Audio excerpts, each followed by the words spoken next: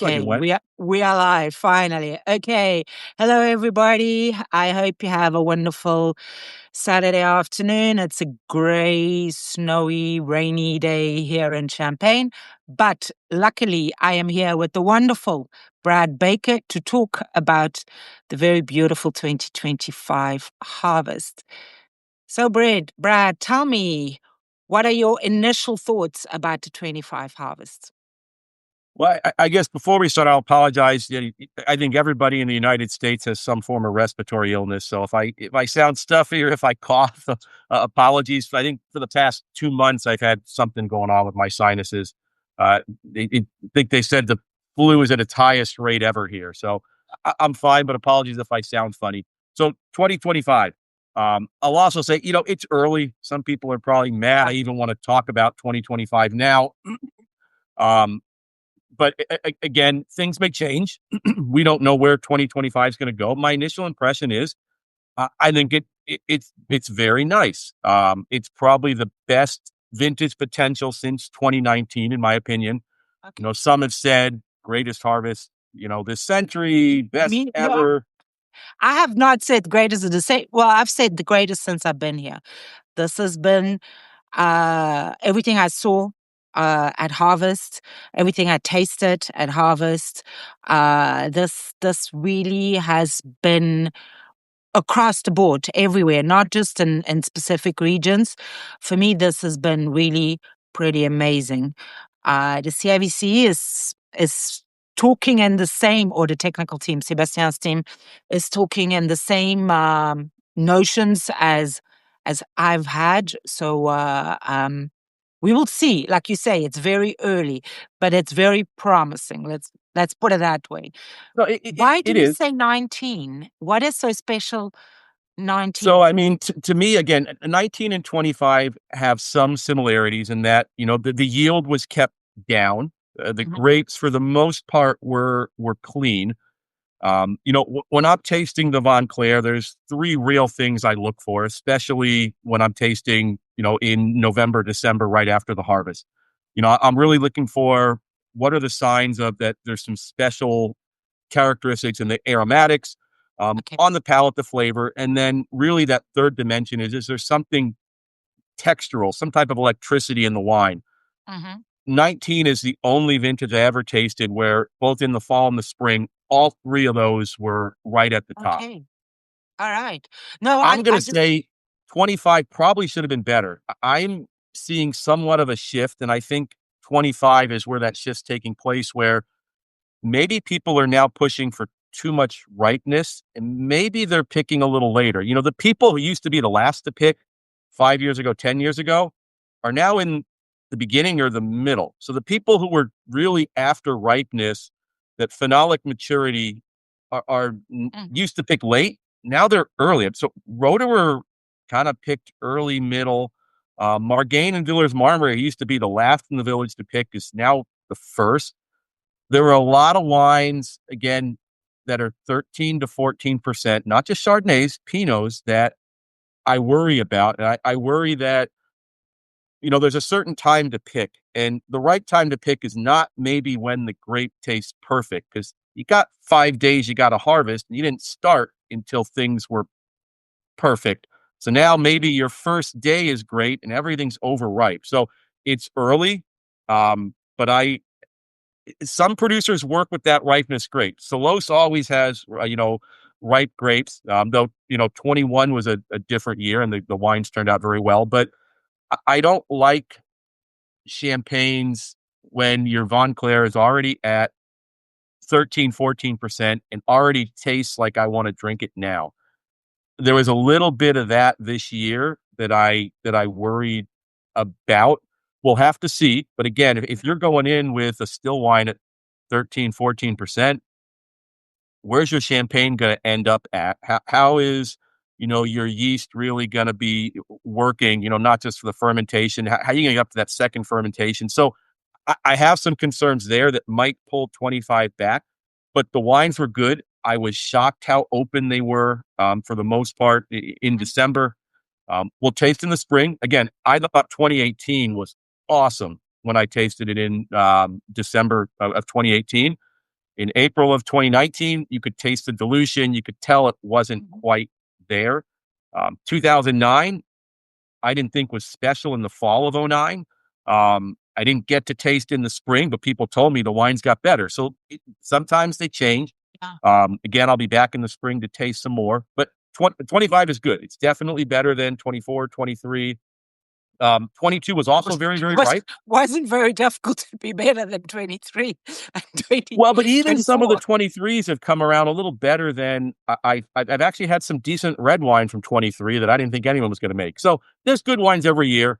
No, but obviously they're good wines every year because in 23 and 17, in many years actually, we have the people they pick and they clean. They clean up their mess. Right. They make sure that they sort through the grapes and that they cut out the rot. But unfortunately, and that was my big commentary in 23, especially after what we saw in 17 and what we knew the results were of 17.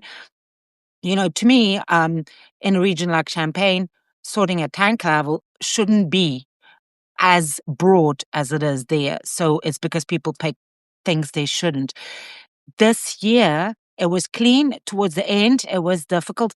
I think what we saw was that people thought that they had to pick really early, and almost everybody waited um, because the grapes in the end they weren't ripe. The weather was a bit fickle, and so people waited a little bit more. And then September was cool. It wasn't warm, hey, in the beginning of September.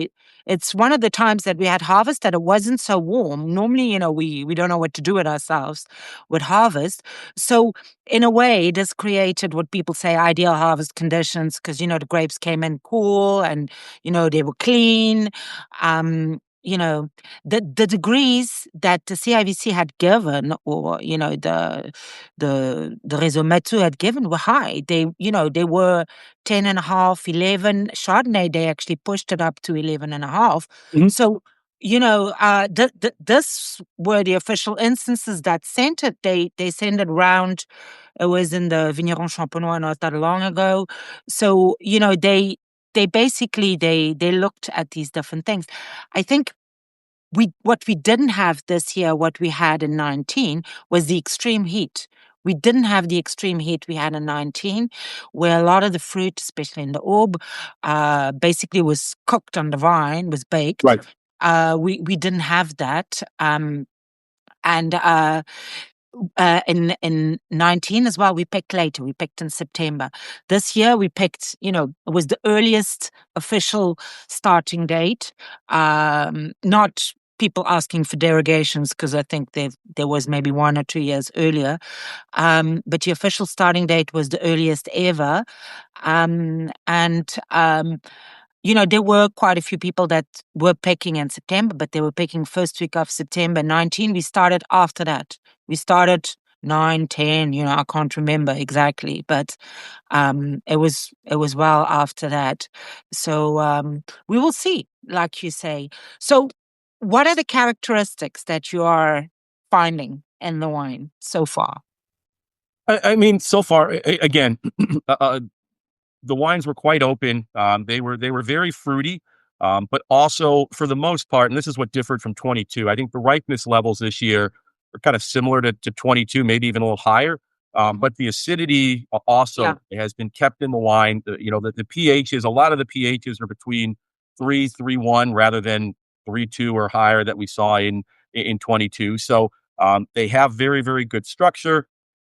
They have some nice roundness as well, um, and they are very tasty right now. I mean, I think 25 again, unless something changes for the worse, is going to be a great vintage, and I think it might be a year that tastes good right out of the block. I mean, if I go back to 2002, and 2002 is a year where I think most people pick their Chardonnays too late. But I Okay. think it made for wonderful Blanc de Blanc at Mhm. 5, 6 years old. And that's not bad. Um, I think some of these, and I don't think some of the Blanc de Blancs in general were the longest lived in 2002. It may be the same thing this year. In terms of maybe favorite areas. All the grapes were good this year. Again, I think, the yield was naturally kind of kept down, similar to 19. That helps. Not everywhere, hey? I mean, well, I will say this. I tasted some wines that were far beyond the appellation this year in terms of the volume that were awesome. Mhm. I think, again, the Cote de Blanc, Chardonnay, everything from the Cote de Blanc, down through the Saisonnet, that area, you could say the Vitriat, the Petit Marin, they had some issues, with lower yields. There was a lot of issues with, again, how are you doing cover crop or grass management that really competed and brought down some of the yields to where people were getting 4 to 5,000 kilos per hectare. Well, I really don't think that it's the cover crops. That's a very good Champenois expression to say, because obviously especially in the Côte des Blancs where they really love everything that is very chemical, or they used to at least. In the Côte des Blancs they got frost, and in the Côte des Blancs last year the vine overperformed, so you got basically the we knew at the end of last year, even at harvest last year, 24, that 25 would be small because that's the way the vines work. And then the Côte des Blancs, obviously, they are not used to having lower yields. On top of it, uh, they do have a lot of vineyards with fan leaf disease. So there was a lot of hen and chicken. Also the hen and chicken because of the uneven flowering. These are all things that they are not used to. If you want, some of them had big grapes, some of them not. I went to Montgueux. It was quite nice. I saw beautiful things in the Côte des Blancs. But it was smaller, but it wasn't small necessarily everywhere, but it was smaller. And I think people were just not used to it. They're expecting a lot. I think for me in harvest, the image that sticks the most in my head is seeing the carpet of Minil with nothing. It was like normally you see all the grapes, the trucks, the things, and it was like, I was like wondering, have they started? It was so, so slow. Um, so I don't necessarily think that it is because they cleaned up their viticulture that Well, they, it's not that they cleaned it up. It's what I think people are learning is that you can't have one type of clean viticulture. One year grass might be great. One year maybe you need to manage more cuttings, different cover crops, and you kind of have to guess.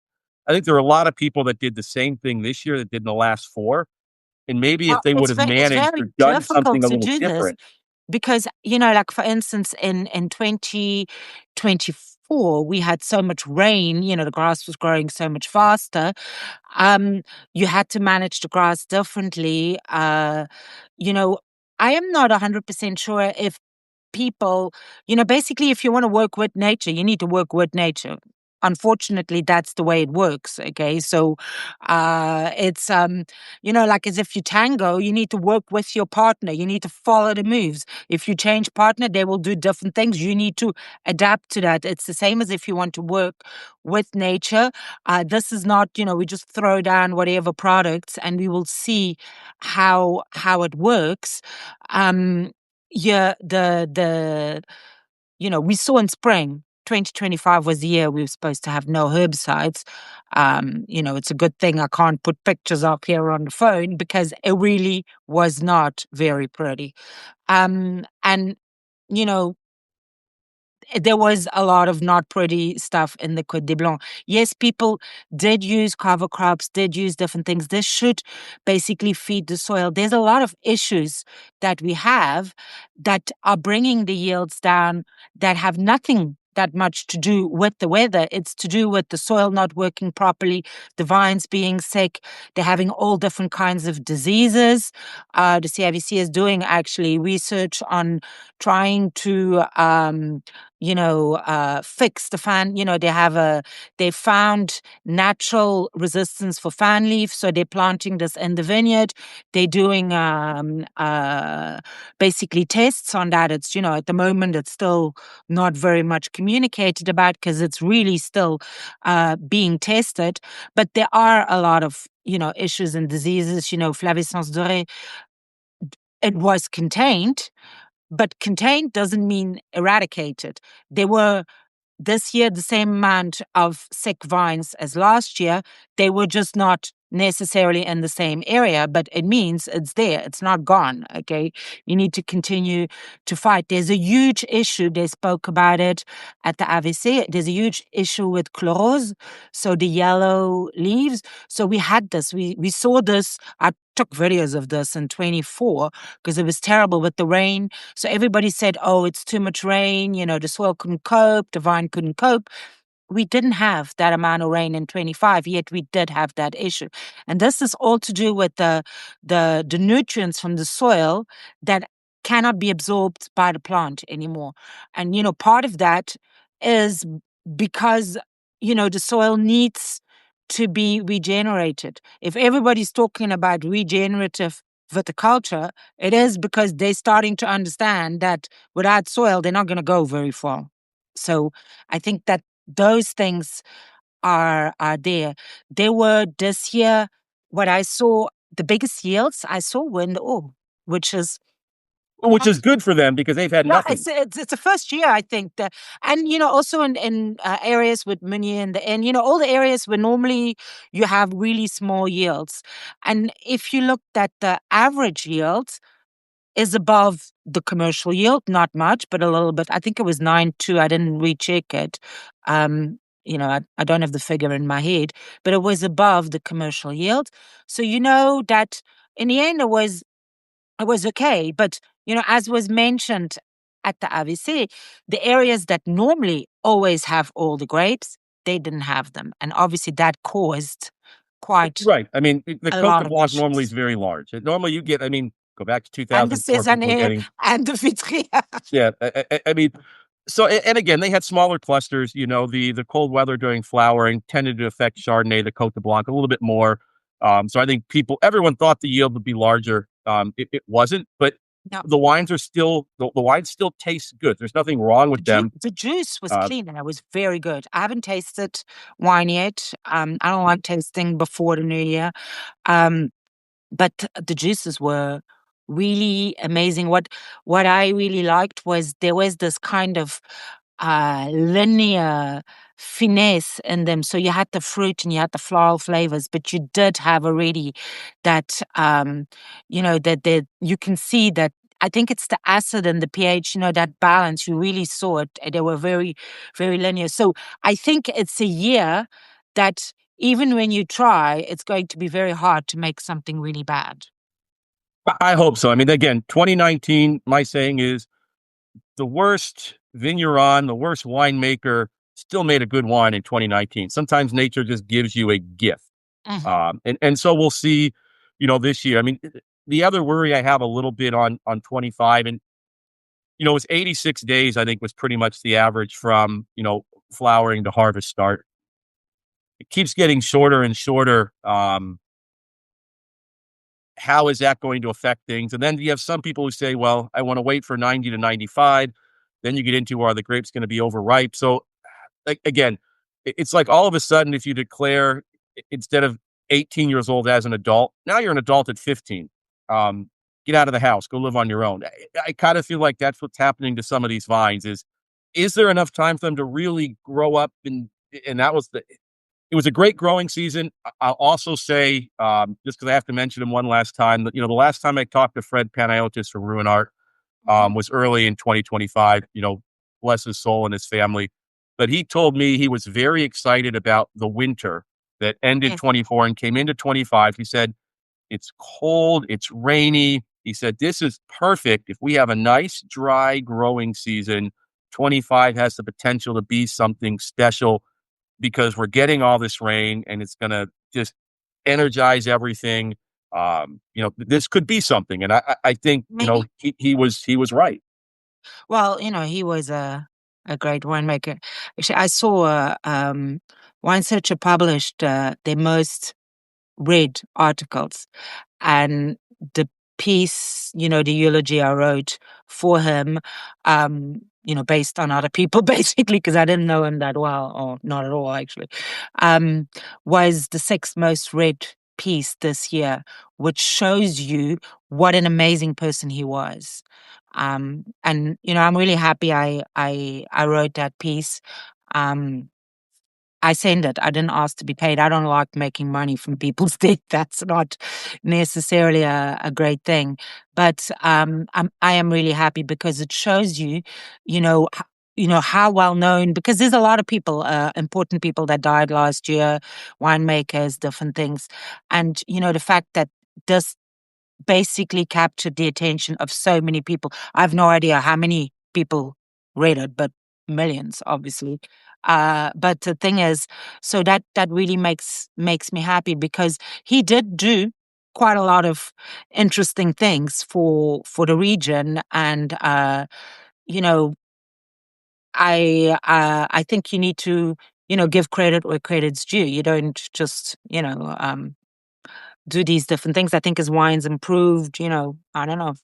Well, no, I mean, I wanted to visit that vineyard, that garden vineyard with him. I never got to do it. So, I've I've stopped asking actually. in Tassie, Yeah, in Tessie. it's open to the public. You can just go. No, I've been in the vineyard, but I wanted to go with him. I've Ah, been, okay. I I've mean, they're been, doing I've been. amazing. I No, I mean, wanted it's to. amazing stuff. Yeah.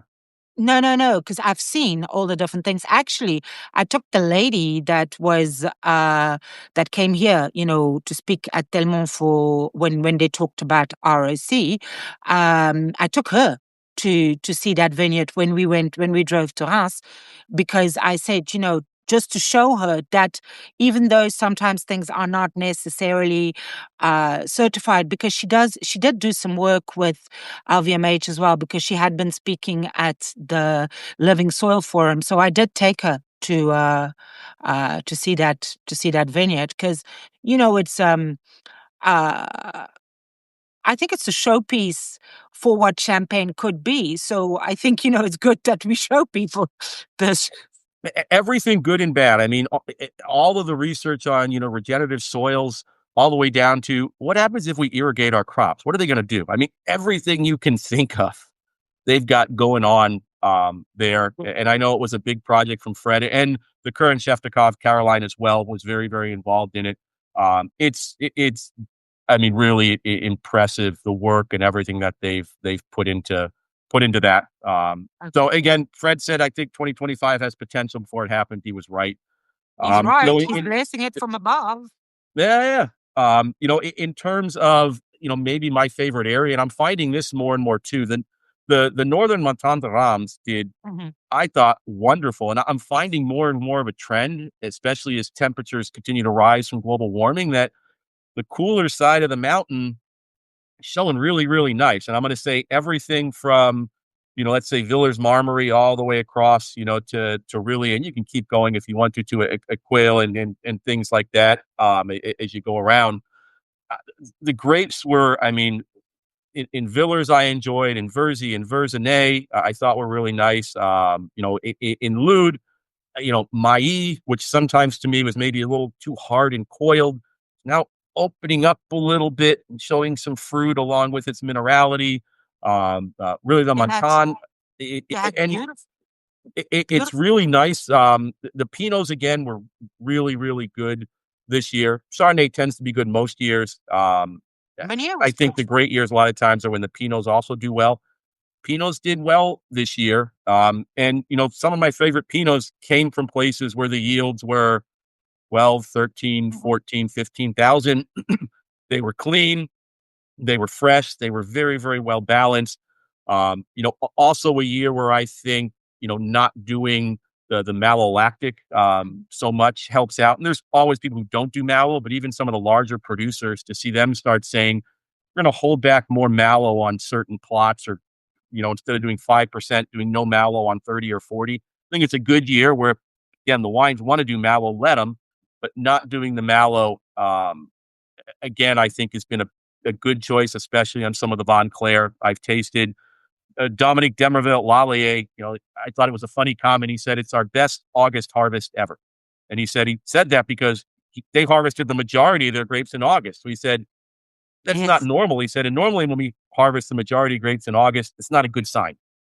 It's, Um, it's that harvest in August could be good is also the conclusion that the CIBC technical team came to. That's what they said at the AVC, which will be published. And it was good all in all.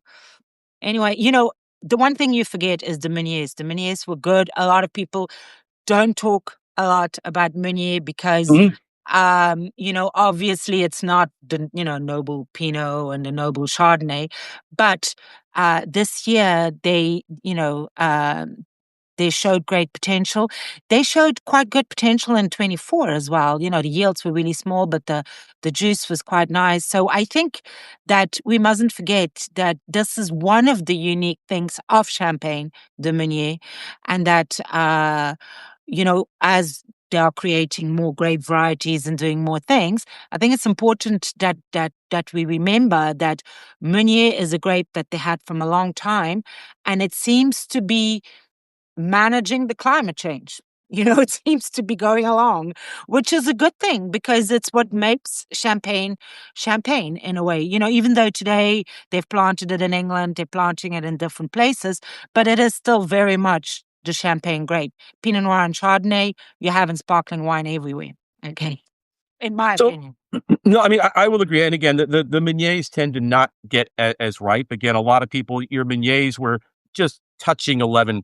They're in that 10.5 or 10 to maybe 11.2 range. I think that worked beautifully this year. If you go back again through some years, if I look at 2008, wonderful vintage, Meunier was clearly the star. Again, if it's a vintage where, Pinot is a star, is great. Some of the really great vintages are when Meunier does best. If Mhm. Meunier is shining, normally a good thing for the vintage. The other grape that I'm always interested in is Petit Melier. I think Mhm. that of any of the non big three grapes, it has the most potential to me.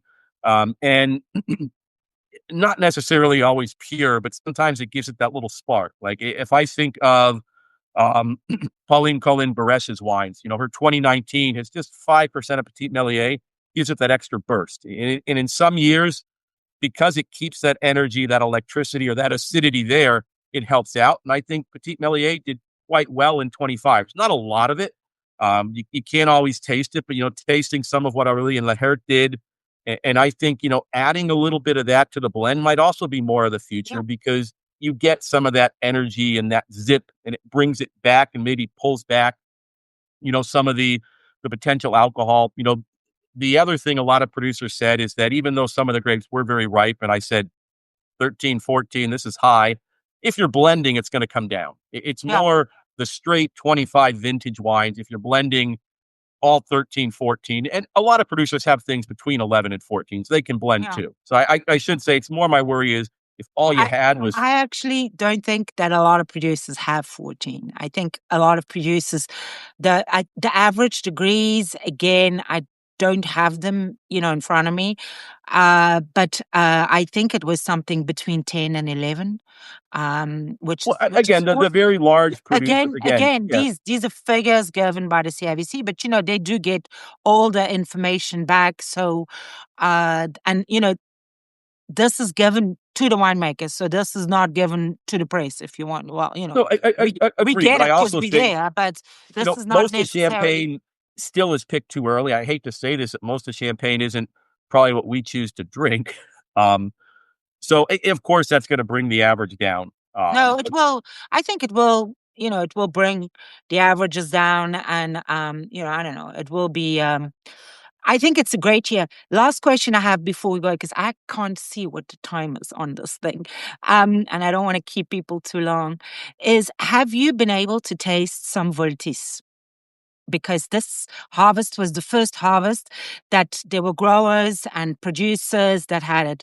So I tasted the grapes and I tasted the juice at Drapier because I was there the day they harvested. They harvested it their last day. Um, it was Actually, I was surprised because I thought it would be worse, but it was actually quite good. It's difficult to say because, when the juice runs from the press, it's a different thing. I haven't tasted it in wine, but I have tasted wines where there is 5% or 10% Voltis in it. So a lot of people are against it. They don't really want to. But, obviously, we will need to do something to use less pesticides. And, maybe this is a solution. There's going to be 3 or 2 new varieties picked now, around now by growers to do the same tastes as Voltis. So, I was just wondering if you had the chance to taste it. And if yes, what are your initial findings on it? So I haven't I did not taste any 2025 Voltus. I've never tasted, I would say, an official Voltus, but I have tasted it in the past. I'm not a fan. I will say I'm going to take the position that Voltus is the first step to getting to the correct answer, but it's the wrong answer. But at least shows that Champagne is open to getting to the right place. So I'm going to say Voltus at least says, okay, we're going to investigate if maybe we can do something else. But I really hope it's not Voltus. I hope Oh, it, Voltus it is the will first be, it step to will, getting to where it should be. it will be one at the moment for the next 7 years, because I think it's 2, 3 years ago that it went in the Cahier des Charges. It's still part of the Cahier des Charges, so we will see how it does. But this year was the first time that growers, so, obviously there was Voltis in the vineyards of the CIVC, Right. I think LVMH as well. But, Yep. so now it's people, like I said, I tasted it at Drapier, so they planted a plot to see. You must remember we can only have 10% in the blend. So, it's not going to overtake, but it's just a tool among other tools, to do different things. But, you know, France is thinking of cutting out copper altogether. At the moment, they haven't done this yet. They have limited to 4 kilograms per hectare, and everybody is screaming because for the first time, the conventional people also are impacted by this rule, not just the organic ones. So obviously, they're saying, "Oh, the organic people, they can't do this because you're not allowed to." Take it from year to year like you used to do Mhm. before. So it's 4 per year per hectare. But for the first time, like I said, also conventional people are impacted, and I don't know how they're going to deal with it. We will see, but because they're not used to it, they have had no restrictions so far. Yeah. So I mean, we'll see. Like I said, Voltus, you have to start somewhere. It's not the perfect tool, but you need to take steps to get there. And if anything, I'm glad Champagne is more and more open, trying new things. The amount Well, of research Chardonnay Rose, done, which is nice. yeah, I, Eh, I, I tried this year. yeah, and whether you like LVMH or not, the amount of money they pour into research, the things they're doing with regenerative work, the things they're doing to investigate cork, and is there terroir in cork and things like that. It Champagne needs it, so I'm happy that there's new trials, and I'm Yeah. all for everything. You don't need to have a strict set of rules. You need to be open. Nature's changing, the climate's changing, every year changes. But like I said, 25 is exciting. Way too early to talk about it. It's kind of, I would say, Okay. maybe mid-season, and things could change. It might end up being wonderful.